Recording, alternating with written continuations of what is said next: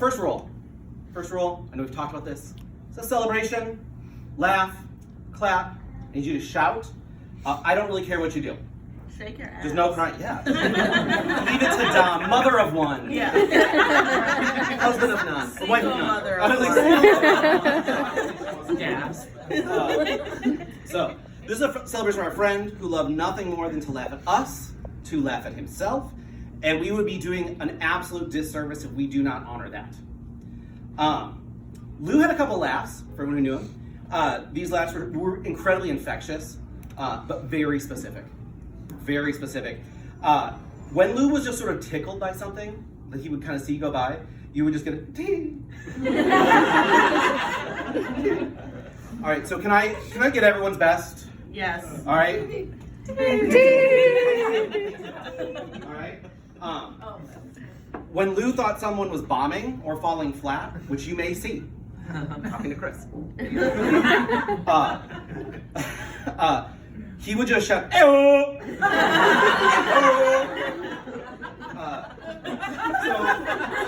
now when I make another joke about stealing Christy's boyfriend, we're all gonna say, Ew! All right. Before our break, we heard some wonderful women tell their stories about Lucas. You're now going to be hearing from the group that Lou called the squad. We were not Lou's oldest friends.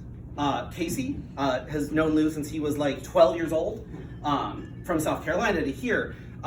Christy's known him for, there were a lot of people that knew him longer, and we're so glad to have them all with us. We did become some of his closest friends. And the six of us, over the course of the last dozen or so years, really kind of became a family. And there are just certain things that won't, speaking of my family. In case anyone wonders, that's my mom. And I've always said I don't come from nowhere. And there are just certain things that only family members can say. To that end, I just want to make it clear, everything that is being said comes from a place of absolute love, tremendous love, outstanding and irreverence for our friend. I think we can all agree the thing I will miss forever is the jokes and the laughing and all those things. For almost our entire time together, our group had a group chat, the Rosebuds and Lilies. And it's a 12-year thread text, except for when Lou would occasionally freak out and leave. Or Dom. It was really one of the, there's a couple of them. They always come back. They always. I left once because of Lou. I forgot, you did have a little snip. And we've often joked that this is not something that should ever be played for the public. However, nothing has ever been so sacred that we would not joke about it. In the depths of the darkest moments of the last few years, there was nothing we didn't joke about. Lou passing was not a complete, I don't want to say it wasn't a shock, it was sort of shock when it happened, but we had these conversations amongst our friends before, like this could happen. And honestly, our money was on Chris. It was. Multiple, Lou even said, he's like, if that bitch outlives me. Let's be real. Yes, Lou, sick, cancer, all those things, but how many hard years and hard men can one body take? A lot. That was the warm-up, just so everyone, and that's actually the worst thing. Anyway, nothing was sacred, so please, not even our near, lovely, departed friend, Roy Lucas Coker, please a round of applause. Yeah.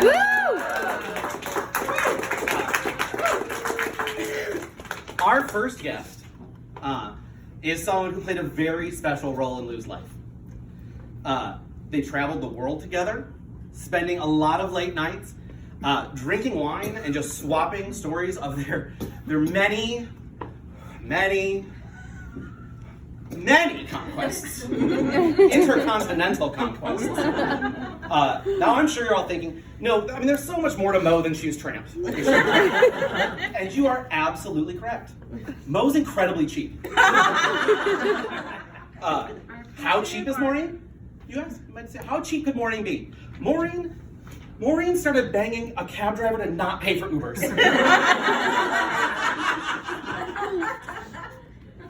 This was before like COVID surging. This was like $12 to get downtown. In hell, find me a yellow cab. He was the top hat. She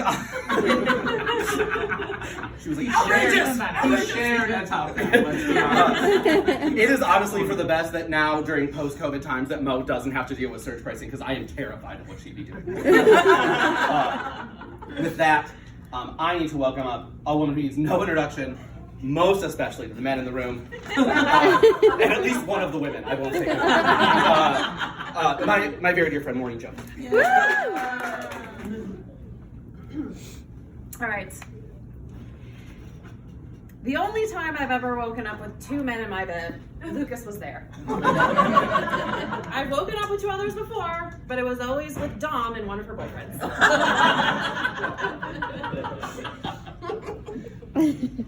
The first time Lou and I ever traveled together was to Punta Cana in 2011 for Dane's sister's wedding. I don't think Mallory has ever heard my side of this story, so I'm glad that she came all the way from Nebraska with all of her children. Lou and I shared a king room with an ocean view, one bed. This is very important.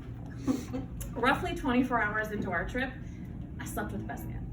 I took this man back to the room that I shared with Lucas while he was already sleeping in our shared bed. The details of my evening with the best man, A, not important, B, completely forgotten by everyone but Lou.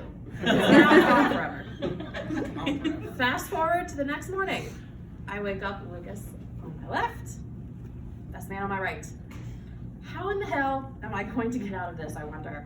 As I lay there wishing I could Jedi mind trick my way out of this hotel room, I feel Lou lift himself up ever so slightly to confirm that there is indeed another man in bed with us. I kept my eyes closed because grown-ass adults still pretend to be asleep when they're in trouble. I've seen it multiple times. And avoiding the look of disappointment in a southern gentleman's eyes seemed to be the best option at the time. Lou goes, "God damn it, Maureen."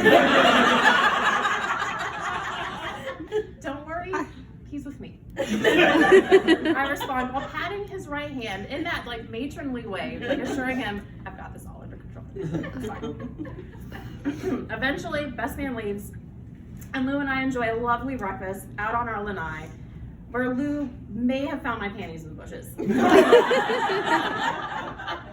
Had I pulled this stunt with anyone else, I would have lost myself a traveling companion. Lou and I went on to travel to the Oregon coast, the Kentucky Bourbon Trail, Spain, and a random trip to Buffalo, New York to see the classic pop rock band, Hanson. Oh yeah. Here are some of my other favorite traveling memories. I think by now everyone knows that I did not follow the directions for this assignment. Lucas, the man with access to federally controlled narcotics, got so high off of my homemade atomic weed brownies while on our last trip to the Oregon coast in 2018, he wanted my mom to call 911. Don't worry, he was totally fine. No one went to the hospital. While in Spain, my sister dragged Lucas out of bed at 5 a.m., insisting I had gone missing from a nightclub called Utopia. I was not missing. I was making out with a Spanish man against the outside of the club, which Lou discovered when he came upon us in his housecoat and slippers. Yes, he packed his housecoat for our vacation to the Iberian Peninsula. Watching Face Value, starring Scott Baio, while drinking wine out of a carton, smoking cigarettes in our creepy hotel room on the outskirts of Madrid. Thanks again for booking that for us, Dave. Riding the Maid of the Mist during our half-day tour of Niagara Falls that lasted 12 hours because our tour guide got lost. I haven't seen Lou that pissed since they took out 60% of his liver and learned he couldn't have a drink again until it grew back. Insisting Lou take Dane and I to shoot real guns on our first trip to Bourbon Country. Lou warned us both to keep our gay-ass mouths shut and let him do all the talking. Let's just say Dane and I's wardrobe choices that day weren't going to do us any favors. I was wearing my Madonna t-shirt. Dane had a T-Rex, like, spitting rainbow fire. We were not going to endear ourselves to any locals that day. We find a range that will give us a gun. After driving all over the great state of Kentucky, Lou paid for all the things and accessories, and away we went into a locked room full of total strangers with loaded weapons. I never shot. I panicked. I cried. We left. Lucas did not get a refund. Lou and I never made it to South Korea, the last trip we started to plan together. Yes, we wanted to go for our mutual love of the international sensation that is BTS, but mostly we just wanted to see how far back we could get Dane's eyes to roll. There will never be another adventure or journey I go on without wishing Lou was by my side in an upgraded seat that I really can't afford. Thank you.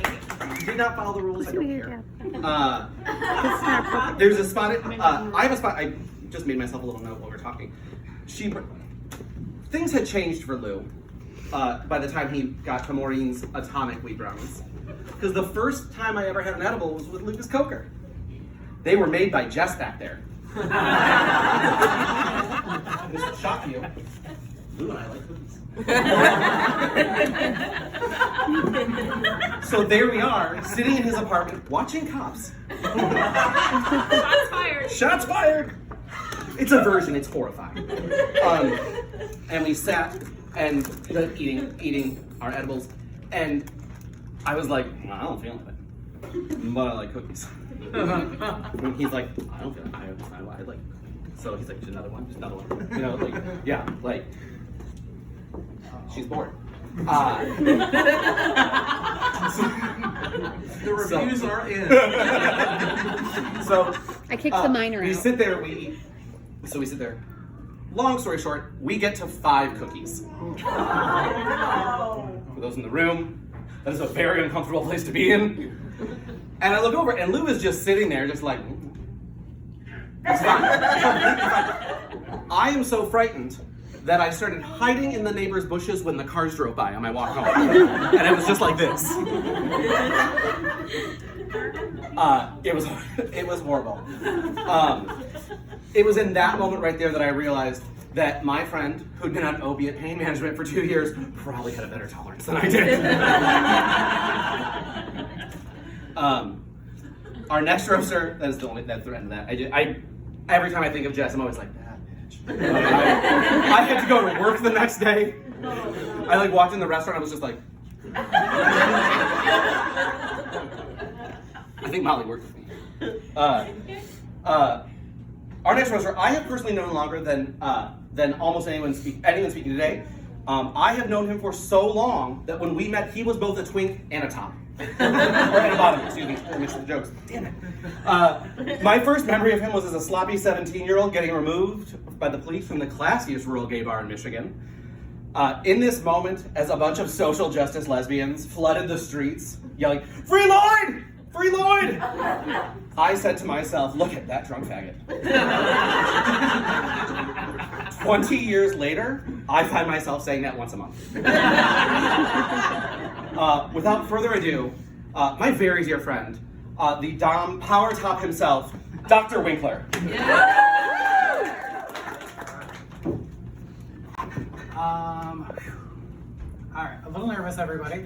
Honestly, I was really hesitant to speak today for a number of reasons. I hate speaking in public. I hate having feelings in public, and I also just kind of hate having feelings. And telling jokes at your friend's memorial requires walking a fine line that a tone-deaf bitch like myself is probably not well equipped for. And then on top of that, there's the whole moral dilemma. When we started telling people that we wanted to have a roast for our friend who passed, people seemed really shocked at our lapse in decorum. So I really started having second thoughts, and I was like, is this way too inappropriate? Is it wrong to roast somebody after they die? And then I noticed something, that the only people that seemed to be put off by the idea didn't know Lucas. Everyone who had the pleasure of knowing Lou was really super intrigued by the idea. Lucas was highly educated, he was brilliant, he was kind, successful, socially conscious, and he was an advocate for people less fortunate than himself. He also had a really dark, mischievous, and kind of depraved sense of humor. Oh yeah. Which we've heard a lot about. If there was something that was off limits, I assure you, we have laughed about it until we were crying and our cheeks hurt. I bet everyone here has a Lucas Giggle Fest memory. And so that's the spirit that I propose that we move forward to remember our friend. Also, at the end of the day, I got to thinking about all the shit that bitch would have talked about me if I had Yeah. So game on. Hell yeah. And everyone can relax, they're just jokes. I assure you he is not rolling over in his grave. I know for a fact he was cremated.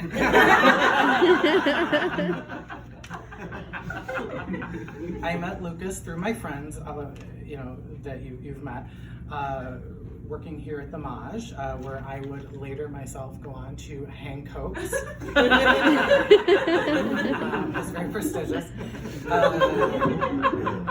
I don't remember the exact circumstances of our first meeting, and in recalling all my memories with him, I don't really recall a lot of things vividly, and I think that's because we were always drunk. But I do remember being thoroughly entertained by that drawl. And I thought, who the hell is this guy? He sounds like a character out of the Midnight from the Garden of Good and Evil. Never got over the accent.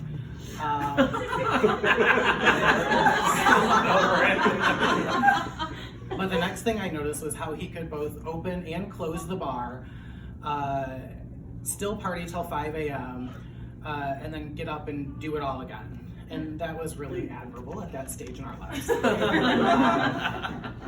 But as I got to know him better over the years, I came to see that he applied his hard work and stamina to everything he did, so that he was constantly improving himself, making a better world, and taking care of those close to him. He put himself through an expensive school by working full-time as a bartender. I believe he was the first in his family to graduate college. He would take 20 credits a semester and he would get all A's. On top of that, he'd be doing internships, he'd be volunteering with people in crisis, and he'd have a smile on his face the whole damn time, which was probably pretty awkward for the people in crisis.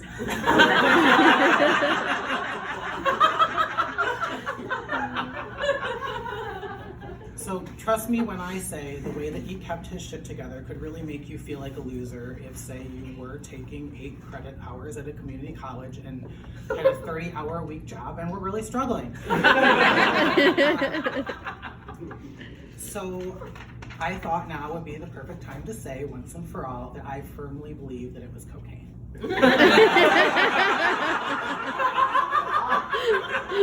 Lucas Coker definitely had a fucking cocaine problem. You guys, I once watched him make an entire Thanksgiving feast in under 90 minutes. He came from the Carolinas, not Krypton. It had to be coke. In fairness, though, there's no way it was just the drugs. Lucas was honestly one of the smartest people I've ever met. I know that doesn't mean a lot now that you've met the rest of my friends.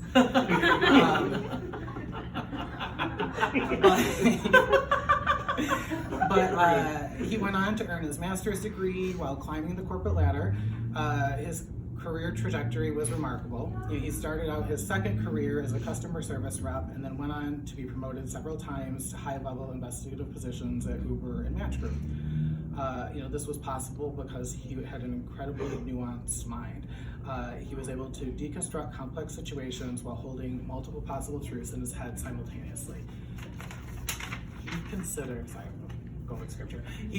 the consequences for everyone involved and worked tirelessly to find truth and promote justice in his work. This frequently involved analyzing evidence that was disturbing, and I know through our conversations that it wore on him. I also know that he would frequently take on more of the unpleasant tasks in order to shelter his team from the associated trauma. Honestly, our friend group was so proud of the work he was doing. I'm sure it was much more mundane on the day-to-day than I'm making it sound, but we started at the Maggiano's, and now we have this fancy security executive type person in our group, and that's huge.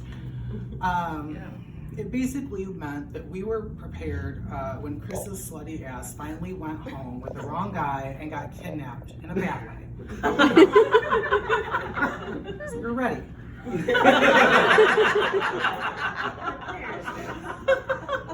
Picture it. There's like a dingy warehouse. There's one light illuminating the whole place, hanging from a cord. I'm already turned on. That's a given. There's Chris, tied to a chair with a pillowcase over his head. I know you've already seen that video on the internet, but this ends a little differently, I promise.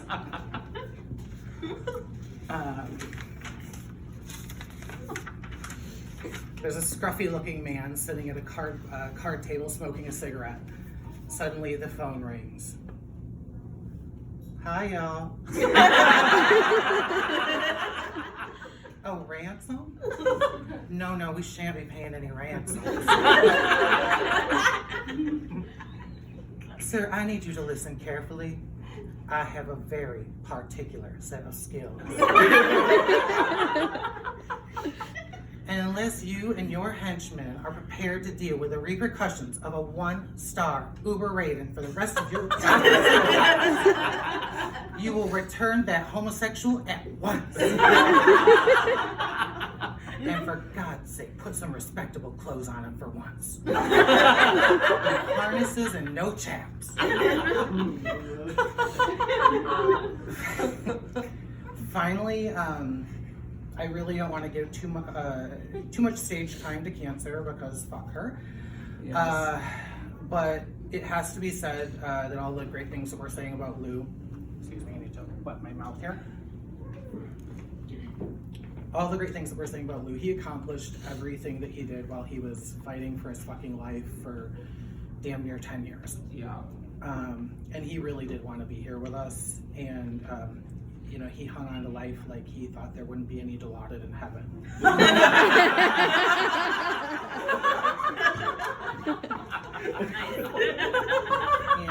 And damn it, I hope he was wrong, and I hope he is skipping through a field of poppies right now with some angels that look like they came out of a Korean boy band. And getting ready for one amazing harvest. Yes. Lloyd, thank you. Lloyd, I'm sure that everyone is wondering, but no, Lloyd and I are not related. I would also appreciate if Lloyd would quit looking like someone fucking stabbed him when someone suggests it. When people say we look alike. Yes, Lloyd, I do believe that that people confuse us.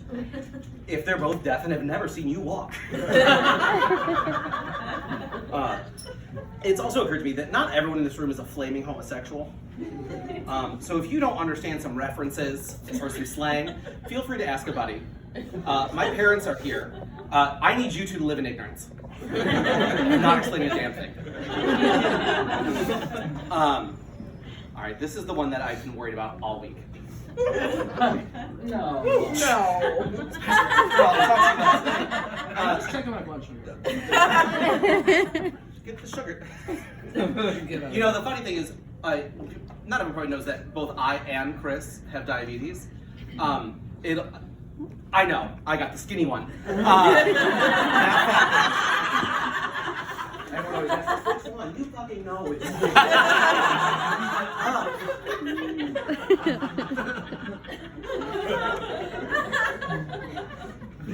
My diet buddy. So anyways, a few people are as brave as our next guest. Lou may have fought 2 kinds of cancers, endured countless procedures, had 60% of his colon removed, life-threatening surgeries, but Chris Montiel, he got his ears pierced after 40.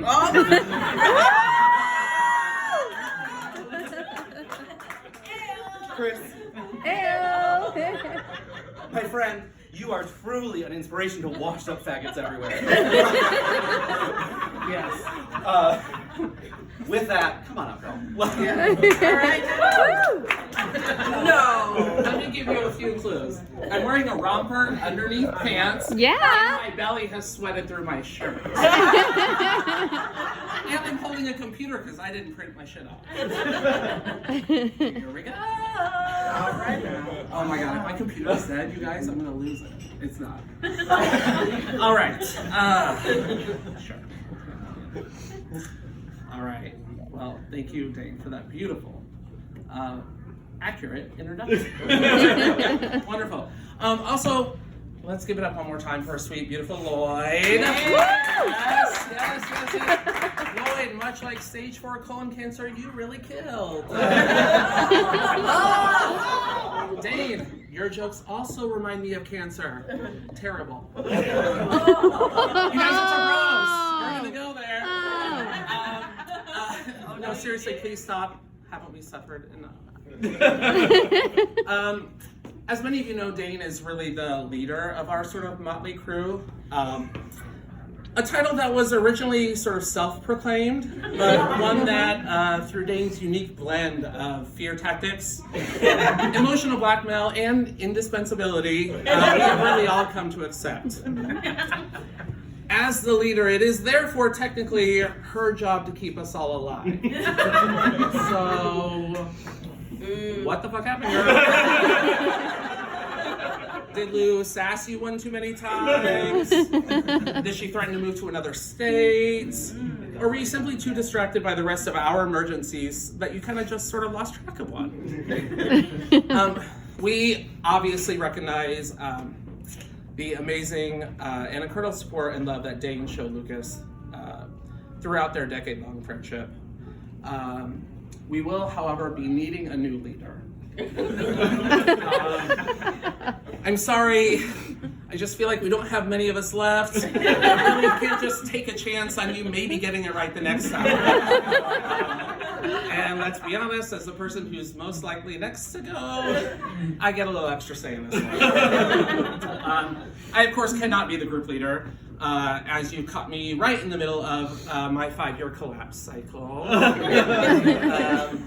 Mo has made it clear that the only role she plans to accept in most situations is that of helpless pamperee. Lloyd is just going to abandon us for whatever new city is trending on the gay nursing blogs. And although Dom is currently proving her ability to care for and keep another human alive, I've never been quite sure that she actually likes any of us. And honestly, even if she does, let's be honest, she will not be inconvenienced by your emergency contact. Absolutely will not be. So, we need someone. If you've got a knack for corralling a few drunks, a couple of shady ladies, some current and recovering hoes, and a couple of ex-cons. Or, if you have an interest in caring for 5 people who have absolutely zero interest in following your advice, please help us. No, for real, help us. We need someone. No, we do. In all actuality, Dane has done a pretty phenomenal job showing up and supporting us in our best moments of need, or in our moments of need. And it is no secret how special Dane and Lucas's bond was. Much like those 2 crotchety Muppets who bitch about the theater. Dane and Lou shared a dynamic that brought out the best and sassiest in each other, and they complemented one another so beautifully. One of them would try to stay indoors, being a crotchety hermit, and the other would drag him out into the sun every once in a while. One of them would lob a beautiful comedic setup, and the other would come down with a sassy yet probably devastating remark. One of them was Dorothy, the other Sophia. Bitch stole my joke. One of them went through a few bouts of cancer, endless rounds of chemo, enough prescription medications to supply a small country, invasive surgeries, life-threatening infections, sacks of fluid around his heart, temporary physical incapacitation, lengthy hospital stays, mountains of medical bills, and more non-sexual poking and prodding by doctors than any person should have to deal with. And the other couldn't shut the hell up about being diagnosed with type 2 diabetes. Like, seriously, not even the real one.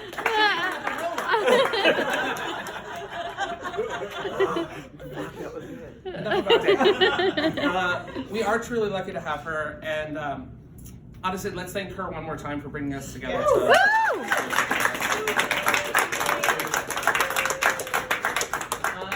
have Miss Maureen Lorraine Jones here with us today. Hey, now. Yeah, as you heard, Mo and Lucas have shared many on-the-road adventures together, and as we've now heard, also shared on at least one occasion a bed and a man.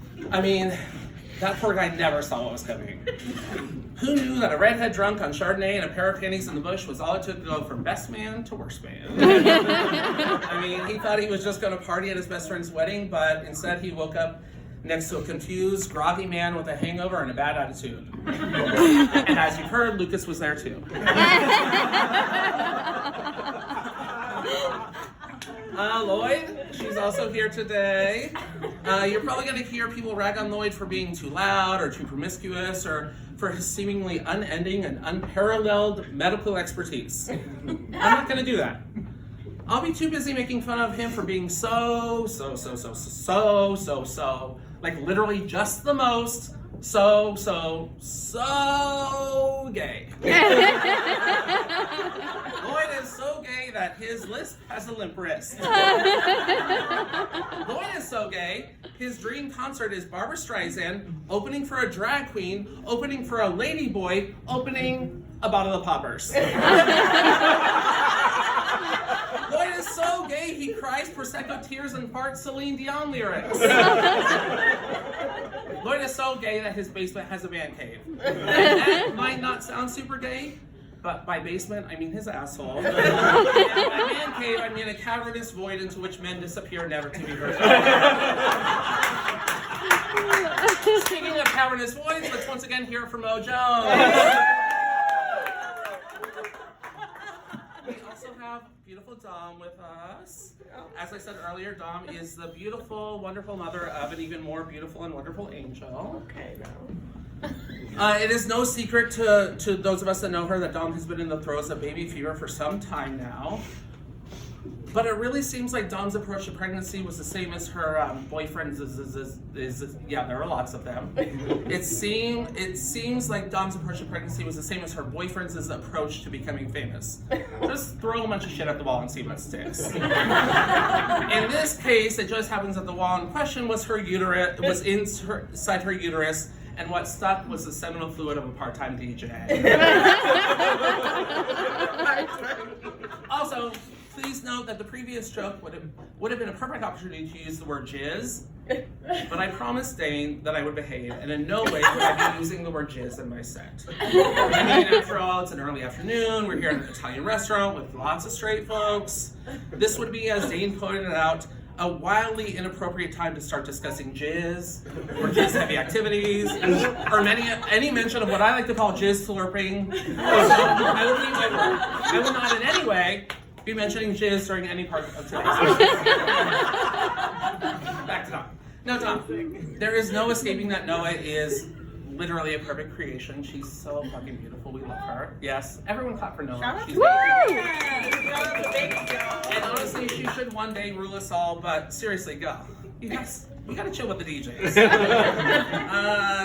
This bitch has had more DJ boyfriends in the last few years than Lucas had medical procedures. This broad's 3 favorite love songs are Hey Mr. DJ, DJ Got Us Falling in Love, and Fast Car by Tracy Chapman. That third one isn't a song about a DJ, but it's about a woman following an unambitious man with no discernible skills around while he looks for a job, so it still fits. And now, the person of the hour, our dear friend Lou. Like all of you, I experienced a unique bond and friendship with Lou that will impact me for the rest of my life.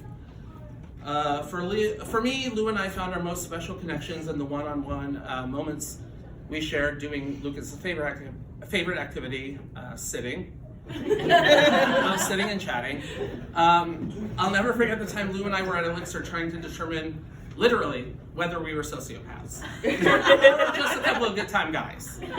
Like, this was a full-on, seriously contemplated and discussed proposition. Martini after martini came and went, and there were a lot of them. We phased in and out of the self-induced anxiety that comes with drunkenly diagnosing yourself with a pathological disorder.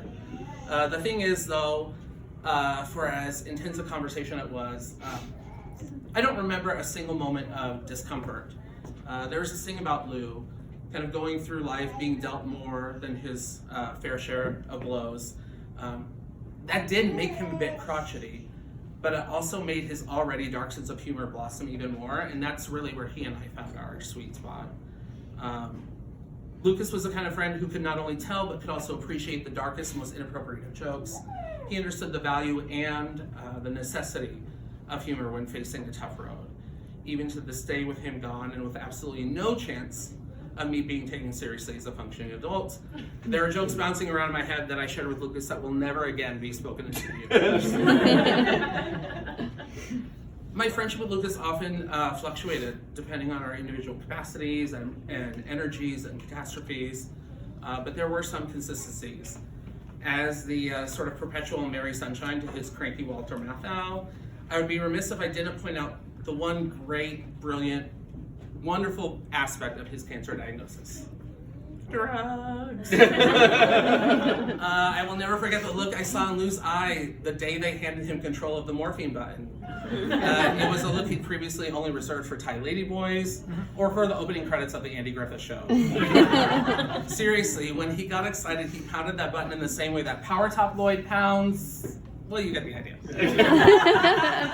My friend Lucas was many things. Contrarian, hilarious, sharp, at times angry, at times full of loud, boisterous joy. He was at times tender and at times tougher than he should have had to be. Lucas was simultaneously a social sparkle star and a cranky recluse.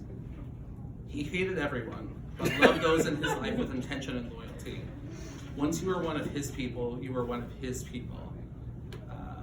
He was, like all of us, a complex human being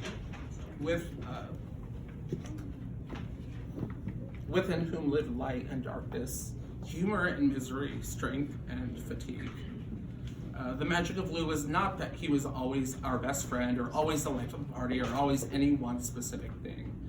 The magic of Lou was that he You know where my code is? somehow and through all the things that life threw at him, he was able to find his genuine self and share that with all of us. He didn't have time to worry if who he was made you uncomfortable or made me uncomfortable. Life didn't afford him the privilege of pretending to be something else. And so he learned to embrace who he was. As a 40-year-old man who's lived most of his life based in fear, I can tell you that this is the gift that I'm taking from Lou. The lesson that there's just too much other shit going on in life and too much living to do to be worried about doing it as someone else. I hope that I can honor him and honor our friendship by taking that lesson and continuing to live a genuine, humorous, and slightly more urgency-filled life.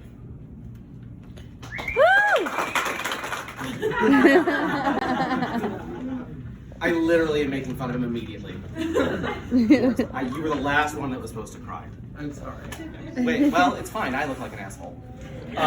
Chris, as always, you didn't disappoint. Thank you. Anyone except your parents, your family, your close friends, or anyone with a sense of dignity or taste. And soon to be ex-fiance. Yeah, right. Listen, leave it outside. Well done, sir. Please, guys, no one laugh at Chris. For the love of God, no one laugh at Chris. His kink is humiliation. And he would really love nothing more than to pull focus from Lou just one last time. Not even the sweet embrace of death can spare him from Chris's narcissism. All right, so while we were planning for today, our last roaster asked if I wanted a DJ to MC the event. Ha! Nice try, Dom. Your baby's father has to get a job. Y'all need a DJ? DJ, don't use my government name! Not in the house. Which shouldn't be a shock. Now please welcome up my friend, the woman whose pregnancy announcement scared more men than a female president, the queen of the $30 wig stuffed in a $2,000 handbag, my very, very close friend, Dominique Abrams. Yeah. Thanks, Dane. Thanks, Dane. How you holding up? Where'd he go? Where'd she go? Okay, how you holding up, baby? Hi, girl. I know you're looking for this opportunity to tell me what to do. I'm not saying you're a dictator. I'm just saying I've never seen you and Kim Jong in the same place at the same time. You guys for real? Sorry, I have to cough. Right on the food.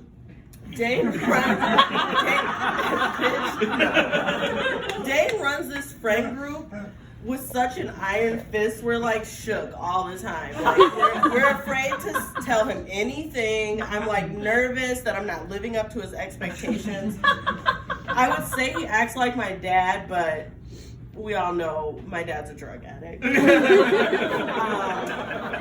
Speaking of the black struggle, there's another black person in the room. What's up, man? It's nice to meet you. Thanks for coming out, everyone. Had to shout out my brother. Sorry if I seem like I'm a little bit out of it. I've been taking care of a newborn, as you guys all know. I'm a new mom. Yes. And everyone's like, why would you become a single mom at like 40 years old? And I'm like, I'm the only black person in this friend group keeping up expectations of a stereotype. I was running out of time on that. I already had the family that was like shit, so I'm like, okay, I should be a single mom too. Speaking of bad decisions, Chris. How you doing? Okay, good. Chris has made a lot of questionable decisions lately. We're all a little bit like, what the fuck is this? We're like holding on, like, okay, it might make sense. And it's like, no, what the fuck is really going on? She's made more questionable decisions in the last month than I have in my whole life. And I just said I'm a single mom at 40. And also, I cashed in part of my retirement to buy a Gucci purse one time. I'm calling this era the I don't give a fuckification of Chris Montiel. Write that down. Make that your memoir title. Hell yeah. I knew that you were going through it when you started wearing dangly earrings. I was like, bitch, what the fuck? Are you kidding me right now? It's getting real. Like, we can't tell you anything. Just doing all this and that. Like, Dane can't even get a hold of you. We can't figure this shit out. I'm glad that we got a bench dedicated to Lou because you might be sleeping there.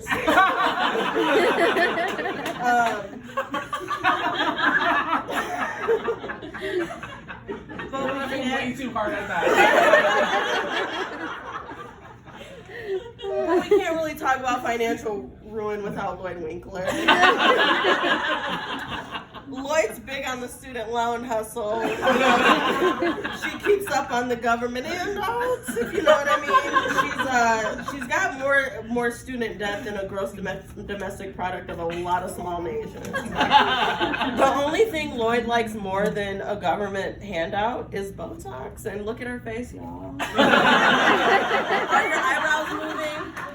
Are they moving at this point, girl? No, she's smiling. We know she loves Botox. No, but seriously, I mean, like, speaking of things that can no longer move. Lucas.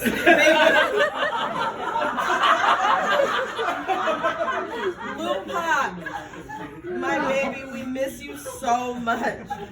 I know if you were here right now, you would be so fucking annoyed and that would bring such a smile to my face because you hated everything more than me. And that was like our bond. Like, you hate everything. Oh shit, I hate everything too. And I'm like, oh shit, I don't think he likes me. Like, that was like new for me. I'm like, I'm always trying to get everyone else to like get my approval. What the fuck? But, I mean, I don't know how we're going to ever replace Lou, to be honest. Like, who's going to be the cheapest person in the group? Who's going to do that? Mo's like, hey, I'm cheap too. You're right, bitch. You are very fucking cheap.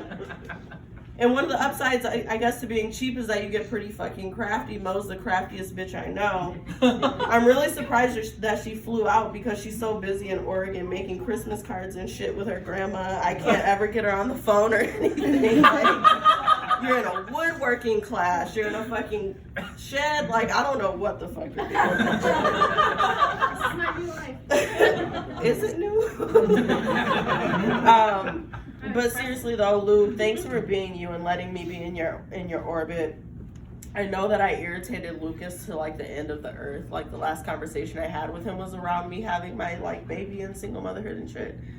And he was like, "Oh girl, I see you got a $1,000 stroller on your registry. I hope somebody gets it for you."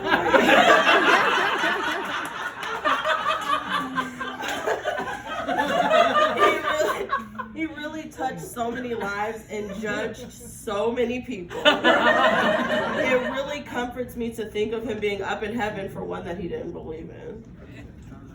All right, we are almost done, I promise. I know you guys have been singing for a long time. I would like to point out that 5 out of 6 is not a terrible ratio. I just want to say it. Like, Chris called me one day. He's like, "What? He's like, I'm falling apart. Everyone's kind of falling apart. Are you gonna be able to? Are you gonna do it?" I was like, "I did you guys for 5 years, and Lucas had cancer.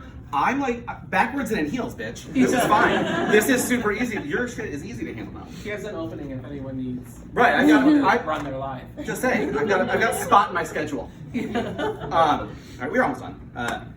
We done a lot of talking, mainly about all the other people, but now it's my turn. I'm going to talk about my friend Lou. Woo! There you go. Many probably know that Lou grew up as a Jehovah's Witness. I am still really confused by what exactly the fuck that means. But based on what I know about Lou, I really think it was just a ploy to keep him from having to go to parties. Baby shower? Witness girl, sorry. A birthday dinner in Lincoln Park? I am sorry.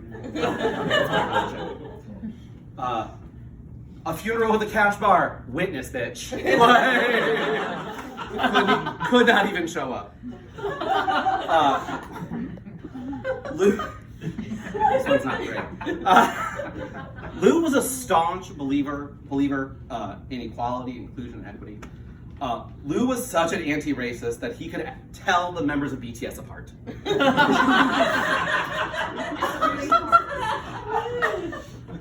He did. I had no idea. I don't follow BTS. I don't know. I went into a store in Spain to buy him something, and the woman was like, "Which one?" I'm like, "I don't know." The one that he likes. I don't know. He's like, "I love him." Lou pulled that shit on me one time. I invited him to my 30th birthday party, and he was a no-show. I let her fucking have it. How dare you? I can't believe you. I made plans. Da da da da da. I was an aggrieved homosexual who had recently turned 30, so it was a mess. He explained birthdays weren't a big deal to him. They didn't mean a lot. But he promised he would do better. About 6 months later, so like in February, it's in August, about February sometime, a brand new Keurig coffee machine showed up at my apartment. It was from QVC, so I knew exactly who it was from. And so I called him and I was like, "What is this for?" And in the sweetest way, he said, "It's for your birthday." I read it's supposed to be a surprise. So close, buddy. Like, it was not just birthdays that confused him. One year during the holidays, Lou came over. Me and Maureen lived together for years, in case you didn't know. And he came over and he walked in the door. I was making like Christmas cookies and like decorating them and doing. I was a very, very Susie homemaker. And he walked in and he's like looking at them. "What's with all the J's? Is that for Jesus?" I had to explain to Lou what Christmas stockings were. Lou was also incredibly frugal. He loved a value. I say was, not because he's dead, but because he got a good job and that shit went right the fuck out the window. I actually, I hope you don't mind, I have a small statement to read on behalf of JP Morgan Chase, Discover, and American Express. "Thank you, Lucas, for the tireless pressure you put on your friends to keep up with you. You are correct, it's only money." Prior to this financial glow-up, Lou loved few things, again, as much as a deal. He found out while he first got cancer that you didn't need to be retired to join the AARP. Join he did.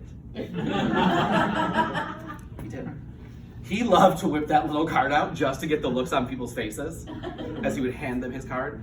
and demand his $1 off a movie ticket every second Tuesday. No one was fucking taking that from him. Not everyone knows, this is no secret, Lou was gay. It's no secret at all. However, about every 10 years, he told me he would sleep with women. He was like, I just like to keep my hand in it. I am real fucking gay. But I know that if you're putting your whole hand in, you're doing it wrong. You're doing it wrong, baby. Following Lou's first bout of cancer, which, ready, fucking clap. Lou had cancer twice for 10 years. And he kicked its ass. I mean, I don't know if everyone knows this. Lou did not die of cancer. That is not, he had a heart attack as a result of a lot of other things. I say that because it was important to him that people knew that he had beat it. It was a point of pride to him that his body might have given out, but he beat it twice. That's not my notes. I just really got passionate. However, after his surgery of cancer, his favorite retort to anything was, "I had cancer." I had cancer. Whether it was my objection to him requesting, one more drink, we'll go for one more drink. Or it was my insistence that we didn't go for one more drink. It's fine. He would pull out the chestnut. I had cancer! He never let the opportunity to rely on me or anyone else that he was no longer willing to be inconvenienced or out-tragedied. This worked almost every time. One night, Lou was particularly feeling himself. We were in Boys Town doing the crawl, and he said, "Let's go to Hydrate." Let's go to Hydrate. I was hesitant, but he pulled the, "I had cancer." So of course we went. We walked in, and almost immediately, a drag queen who knew him walked straight up. Lou was kind of a fixture in Boys Town for a while. And so everyone knew him. There was no bar you went to you didn't hear someone didn't come up to say hello to him. And so it wasn't shocking. We walked into this bar, and this drag queen walks up, and she, "Bitch, where have you been?" In that moment, the light in Lou's eyes, where he knew he was going to get to say it again. It was like watching a pitcher wind up for a fastball. He planted his feet and let loose the unstoppable, "I had cancer!" This queen, unfazed, and with a moment's pause, looked at him, yelled back, "So what? I have AIDS, no excuses." Few things can bring down a 30-year-old cancer survivor and put them in their place, but a 6'4" drag queen with AIDS will do it every time. On a serious note, I want to thank everyone who's here today. I have no doubt that there's an afterlife, anything after this life. Lou is fucking pissed that he isn't getting a chance to cut every one of us down a peg. As we end our celebration, if we could all take a moment, raise our glass to this to this beautiful soul who endured so much more than his short life was due, who provided us with all the memories and laughs that will last until some other fucking assholes decide to make fun of us when we're dead. Our friend Lucas, Roll Tide, Stars and Bars, South of Ross again, Lucas Coker.